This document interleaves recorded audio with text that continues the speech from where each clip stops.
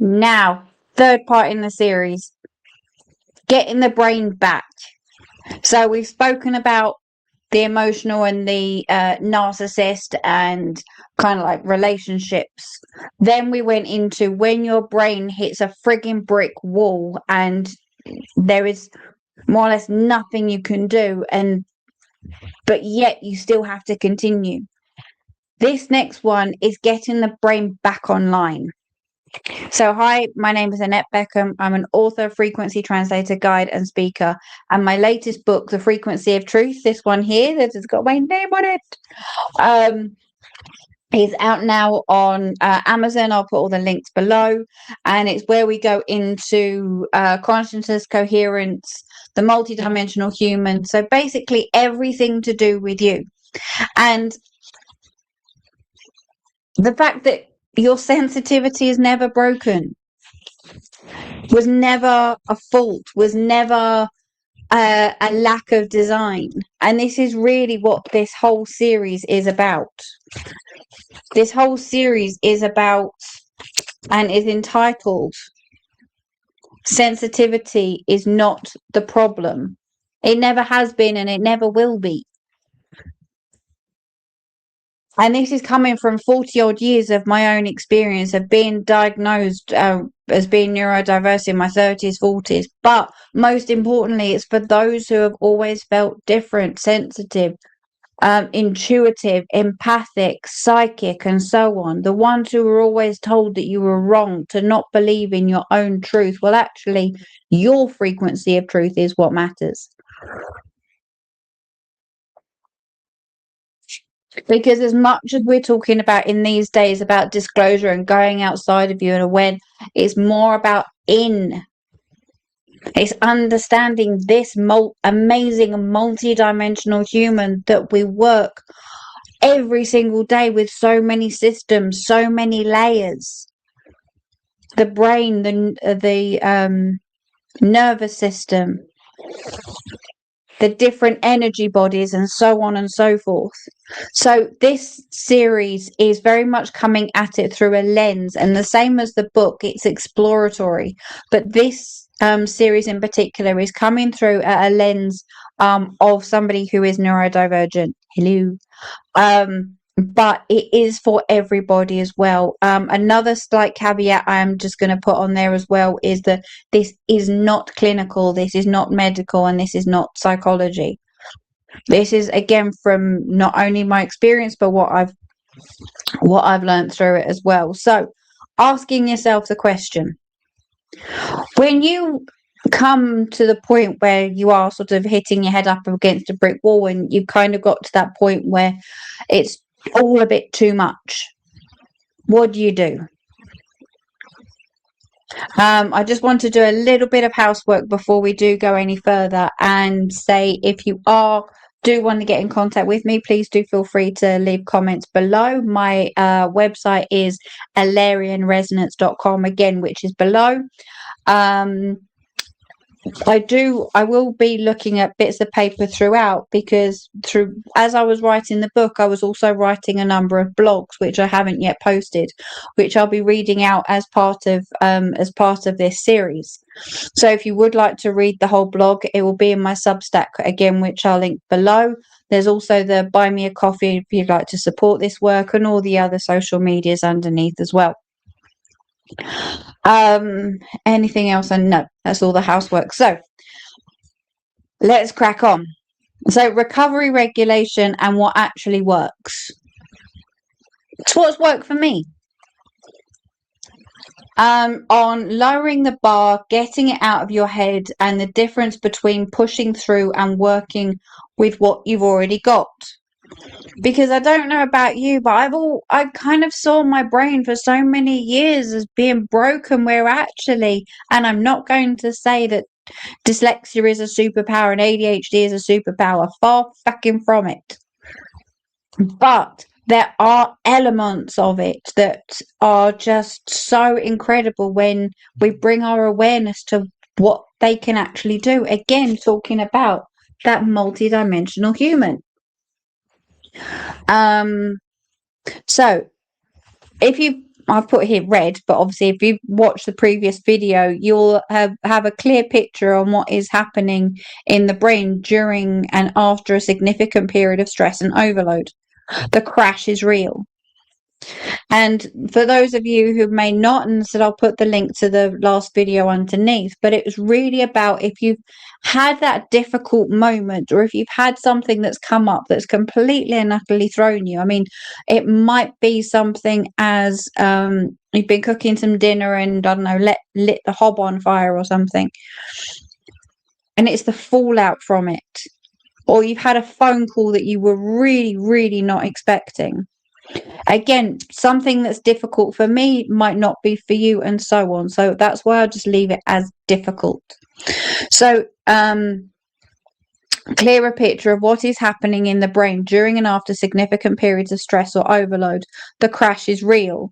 The fog of the fog. The temporary loss of access to automatic skills makes sense once you understand what the brain is doing. This part is more about what to do with that knowledge, not to fix yourself in any way, because you don't need fixing. More, I work with what you already have, because there is a difference between navigating a neurodivergent brain or a sensitive one when you understand it, and navigating it when you don't. The same experience, the same crash, the same difficult few days lands differently depending on whether you can place it actually in a frame that makes sense. Because I didn't think my brain made sense at all for years. How can other people go through all this and come out of it and be absolutely fine, where I'm still frigging struggling? Sound familiar?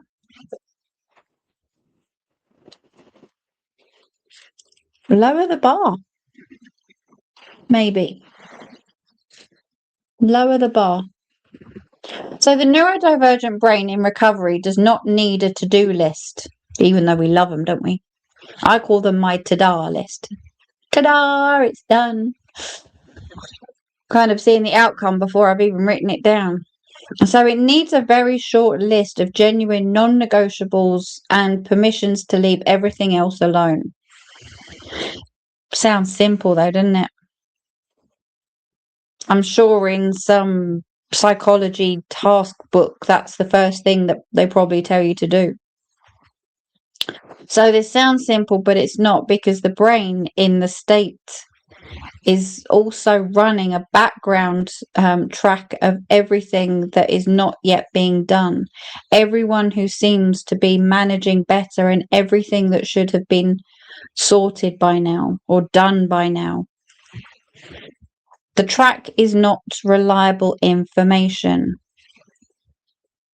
So you keep on going over that list. It should be done. It needs to be done. Everything. The practical move is to name what actually matters right now. Eat something. Drink. Move the body. I want to say like drink water. Move the body at least once and sleep. That's the list. Because I don't know about you, but I also forget to, have some of this stuff sometimes. And this is just peach juice. Where did I get to? Everything else is optional until the system has had enough time to reset. How long? But then you might be thinking, okay, that's all well and good, but how long's that going to take? Because I've had that before. You know what? I'll rest for a couple of hours and then I'll be perfectly fine. Yeah, right. Where are we? The practical move is to name what actually matters. Yeah, no, we've done that. How long does it take? More than a day? Less than a week? Usually, if the basics are being met, pushing through tends to extend the process rather than shorten it. So sometimes it is just about doing the basics first and resting, making sure you've got the food, you've got the nutrition, you've got the hydration. and so on. Get it out of your head and onto something external. One of the most effective things you can do when the brain is holding too much is to stop asking it to hold everything and instead move it outside. If you don't have anybody to talk to about it, the recording thing on your phone is amazing. People like Samaritans and so on, but we're getting back to practicalities. Not an organized list, not a plan, a dump, a literal brain dump. Everything that is in there, in whatever order it surfaces, written down, spoken out loud, recorded onto a phone. See? Once it is outside the brain no longer needs to hold it.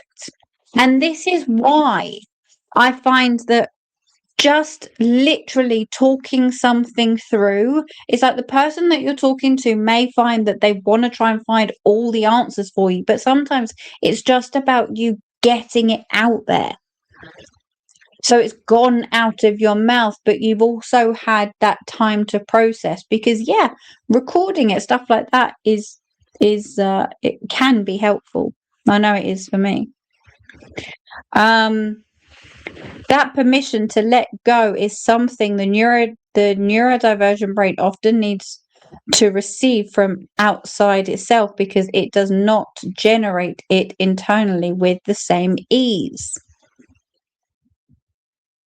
I mean, AI and stuff like that is fantastic, but sometimes, as you said, it is just about getting it out. As I said, I do a to-do list at least once a week. This is also why verbal processing is so incredibly valuable. Talking something through, recording a voice note, speaking into the room, even when no one else is listening. For this type of brain, externalizing is not self-indulgence. It's really not. Because I found for years that it's kind of like, well, I can't keep on spending my whole time speaking to the particular somebody just about me for like an hour. But actually, when maybe the other person understands that, you know what, where they're not necessarily needing to find answers for you, the main way of helping is literally just them listening. It is the biggest thing ever. I mean, I've had it so many times when people say, "Annette, I mean, I've even turned it into my career to a point of listening, because it is so incredibly valuable. You might be talking complete and utter bullshit, and you're probably talking about a business idea that is never going to come off the ground, but who the fuck cares? There is something specific and useful about saying plainly, even just to yourself, what actually occurred.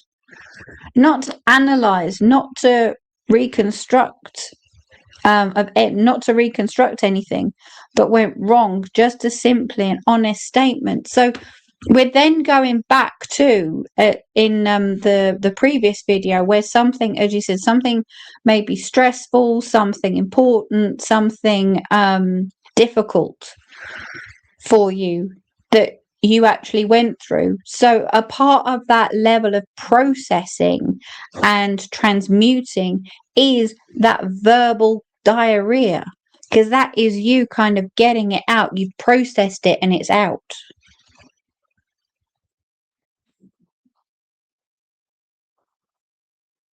That was difficult. That was frightening. That was a lot. This matters because the stress cycle, the neurological loop of activation and recovery, needs a signal that things are different now. The brain that went into task mode during a crisis is still partly running that program until it receives clear information to stop. Naming what happened directly is one of the most effective ways to send that signal. So not only, as you said, when you have way too many tabs open, to actually talk it through and write it down. So as I said, get it out verbally. But once you've gone through maybe that difficult time, that stressful time,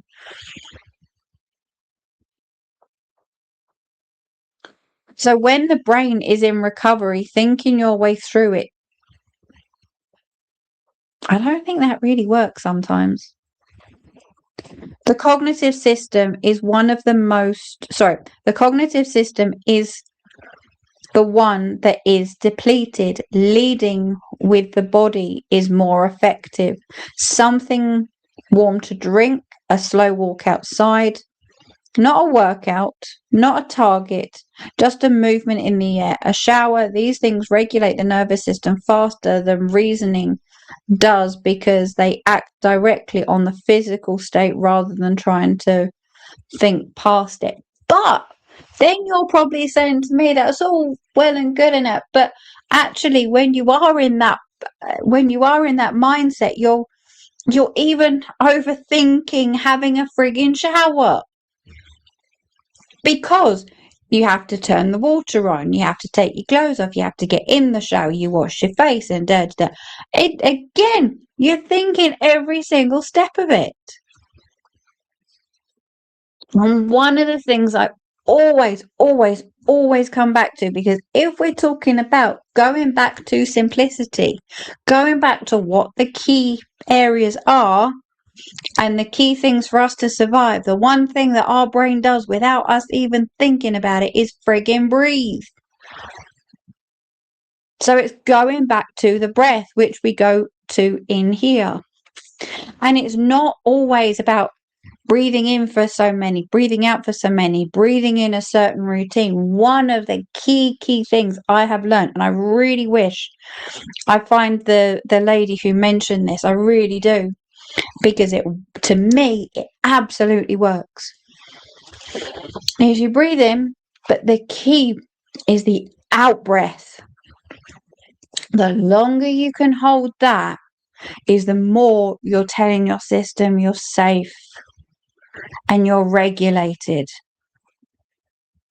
You can do that 5 times, you can do that 500 times, but yeah, just a little key thing from me. So the instinct to go outside when everything feels stuck is worth following. There is something about outdoor space, grounding, opening, moving, that does something the indoor mind cannot replicate on its own. For those of us who work with the energies of the land as part of our practice, this is already familiar ground, but you do not need to frame it that way for it to work. Not at all. And again, so I'm really plugging away at this. But in the frequency of truth, one of the things I really talk about, because is that connection between the earth and the land and the cosmos, with sort of us in between. Because like when you go to the seaside and you go to the sea and you go to the beach, and the second you get there, you feel relaxed because it has a different frequency. So that urge for going outside is is basically your system going, I want to be tuning into something else here. So watch the comparison trap. Oh, because that's a biggie. Somewhere in the recovery period, the brain will produce a version of this thought. Now, does this sound familiar to anyone? And please note it in the comments. I'd be really interested to know, because other people are doing more than this. Other people are not lying on the sofa at 3 PM or staring at something they meant to finish 3 days ago. This thought is both common and inaccurate. It tends to hit hardest when the system is already depleted. And I think especially these days as well. I mean, you could be thinking that right now, watching this video, going, oh yeah, no, I need to be doing a video of my own, but I can't because I'm sitting here on the couch. But oh no, she's done these videos and those videos, and I need to go and do my own video. But my brain says no. Sound familiar?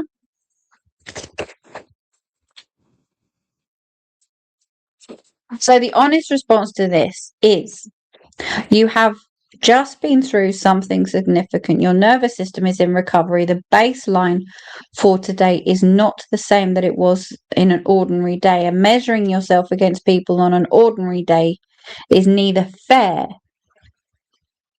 and it really ain't useful.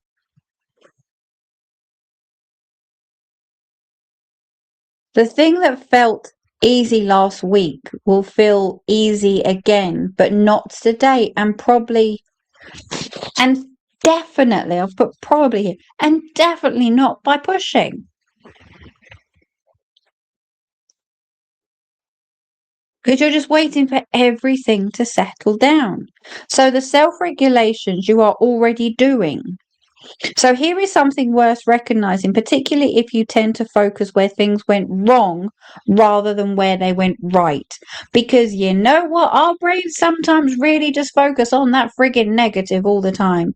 Getting through something difficult and keeping the basics going in itself is good self-regulation. So give yourself a fucking pat on the back. The fact that you got up, you had something to eat, you had something to drink, found fucking tastic. Asking for support when you need it is good form of self-regulation as well. So if you just literally need to have that verbal diarrhea for an hour or so, ask whoever's your closest and nearest and dearest to say, look, I've realised that one of the things that's really going to help me and to help me out is just by talking it through because of X, Y, and Z. Because once I've got it externalized, you know what? It goes. It goes. It's like magic.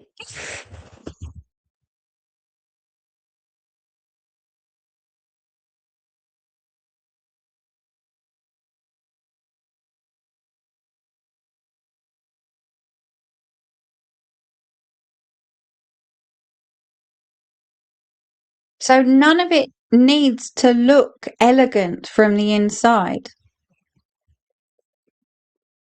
Sorry, noticing when you are overwhelmed and stepping away before it escalates is good self-regulation. Choosing to go for a walk over staying stuck indoors is good self-regulation. None of it needs to look elegant from the inside. It rarely does. But the pattern of making small decisions that keep the system from tipping over completely is exactly what recovery looks like. Doesn't it?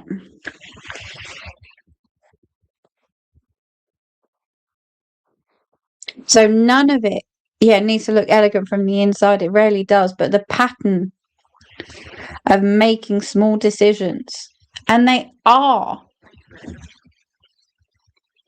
And I think getting to that point where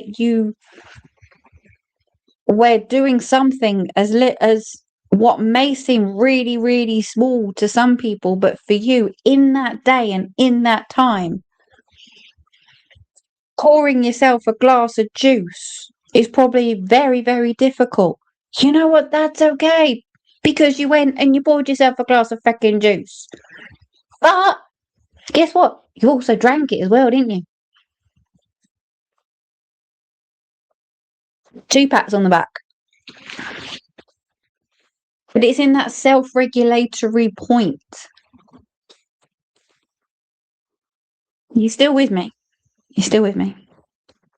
So, one of the threads running through my book, The Frequency of Truth, is the question of what we actually know versus what we've been told versus what we feel in our bodies to be real.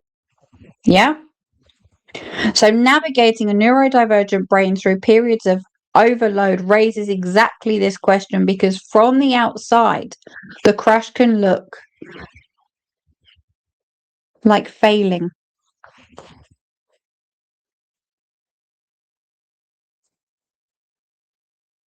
It does, doesn't it?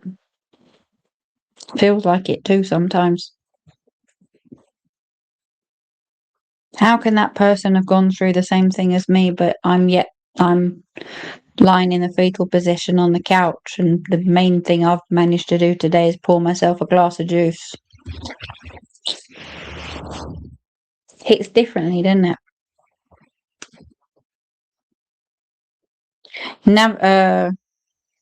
So navigating a neurodivergent brain through periods of overload raises exactly this question, because from the outside, the crash can look like failing. From the inside, when you understand what the brain is actually doing, it looks very different. It looks like a system doing exactly what it was designed to do: protect, respond, recover.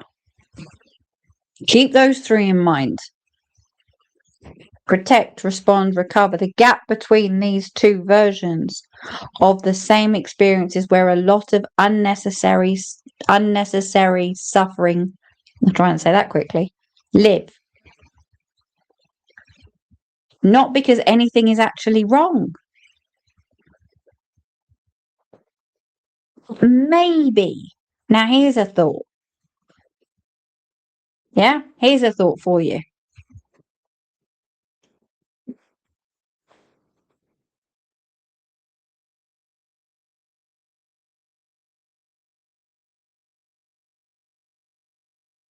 Maybe because the wrong frame was applied.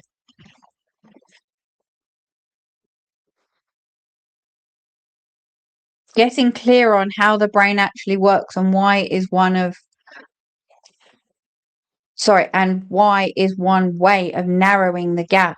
It does not make the hard days easier in the moment, but it changes what you make of them afterwards. And that matters more than people think.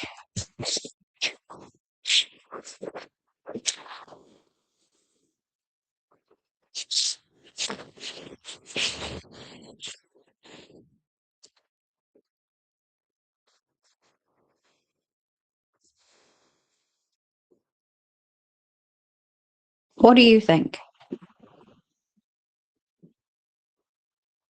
How does that sit with you?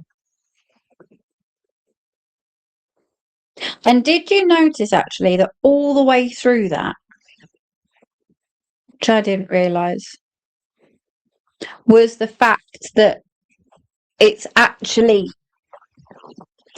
really not giving a shit about what other people think.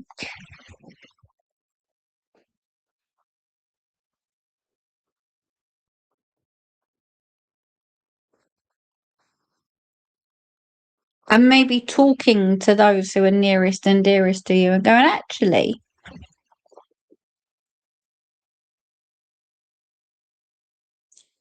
this is how I believe I work, and this is, you know what, if I've been through something really challenging, that actually sometimes I do need a couple of days or a day. And the main thing you can do to help me is listen. That's it. It's not rocket science.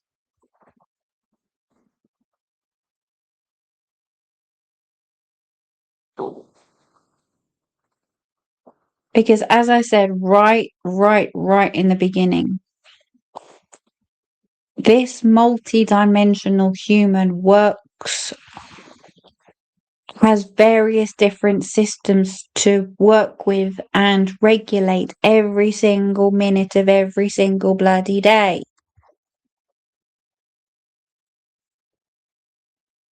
And when they get shaken up, I mean, it's like a snow globe. That's why they're giving me this. Yeah, it's like a bit of a snow globe. Just have to wait for everything to settle. You put the snow globe down and it will settle. Funny that. Anyway, I hope this has helped.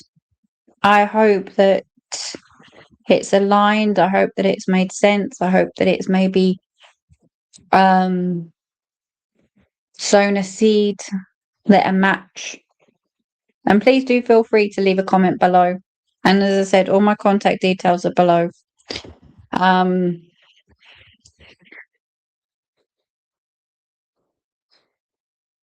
And yeah, I will put the links to the last 2 videos underneath. Are we on 3 videos now? 1, 2. Yeah. And yes, I look forward to seeing you in the next one. And thank you for liking, sharing, subscribing. And as I said, all the book details and everything are below. And as I say, your sensitivity was never wrong, was never broken. It's just exploring how to navigate it a little differently.